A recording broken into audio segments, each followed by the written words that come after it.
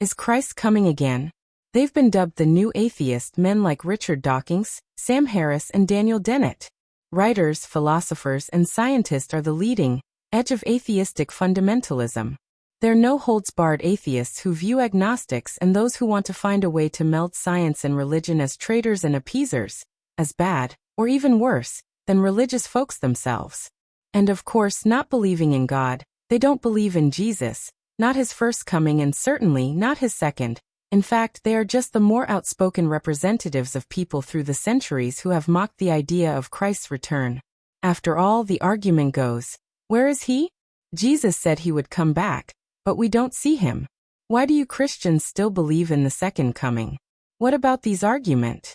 It's been 20 centuries since Jesus lived and died, and he hasn't returned yet. Do Christians still have good reason to believe that he will return? The answer, perhaps more than ever, is yes, for several reasons. State of the world. One of the most powerful reasons that Christians have for believing in the return of Christ is that the world is in precisely the shape that Jesus said it would be prior to his coming. For the past few hundred years, with the growth of science and technology, humans believed that humanity was on the fast track to eliminating sickness, war and terrors of nature. Strife, pestilence and natural disasters would, through the ingenuity and moral progress of humankind, once and for all be finally brought under control.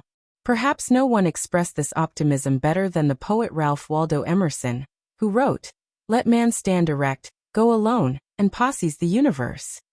Ironically, these views climaxed at the beginning of the 20th century, the century that brought world wars more deadly than any precious century in human history. These, together with the violence, sickness, famine and natural disasters of the 20th century, have proven the experts who were predicting a utopia to be wrong. Yet Jesus Christ himself described this very conditions of the world in the years immediately prior to his return. He said, "And you will hear of war and rumors of war. See that you are no troubled, but the end is not yet. For nation will rise against nation, and kingdom against kingdom, and there will be famines, pestilence, and earthquakes in various places." Matthew 24 verses 6 and 7 NKJV. Yes, the sorry state of the world is exactly as Jesus said it would be before he came back. The Bible promises his return. But for Christians, the greatest reason to trust that Jesus will return is the many promises. And if there ever was a supreme promise in the Bible, it is the promise of the second coming. Here are two promises out of hundreds. Let not your heart be troubled. You believe in God, believe also in me. In my Father's house are many mansions. If were not so, I would have told you. I go to prepare a place for you. I will come again and receive you to myself, that where I am, there you may be also. John 14:1-3 NKJV. After Jesus was taken up to heaven in the sight of his followers, two angels appeared to them and said, "Men of Galilee, why do you stand gazing up into heaven? This same Jesus who was taken up from you into heaven will so come in like manner as you saw him go into heaven." Act 1:11 NKJV. These assurances, of course, mean nothing to those who don't believe the Bible. But for those who do, they are a guarantee that Christ will come back, and that we need to remain faithful until the end. Almost 2,000 years ago, Peter wrote, "Knowing this first, that scoffers will come in the last days, walking according to their own lusts, and saying, Where is the promises of his coming? For since the fathers fell asleep, all things continue as they were from the beginning of creation." 2 Peter 3 verses 3 and 4 NKJV. Inspired by the Holy Spirit, Peter saw that, as time went by, people would scoff and mock the idea of Christ's return. Yet the great irony is that by their very mocking and scoffing, they are fulfilling this prophecy. Thus, their attacks give those of us who believe in the return of Christ even more reason to believe in it.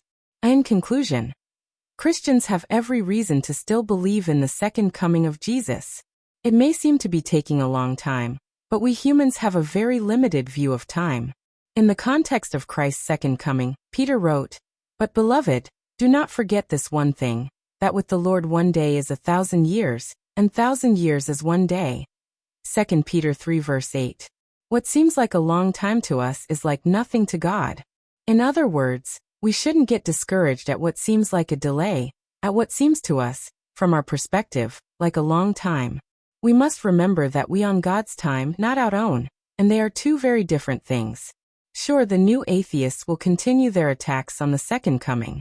In that sense, they're no different from the old atheists of every era, who have done the same thing. Yet we shouldn't be surprised by this. On the contrary, the very mocking itself, along with the sorry state of the world, and the clear promises of God about the second coming, all give evidence that we can not only still believe in the return of Jesus, but that we, more than ever, should believed in it.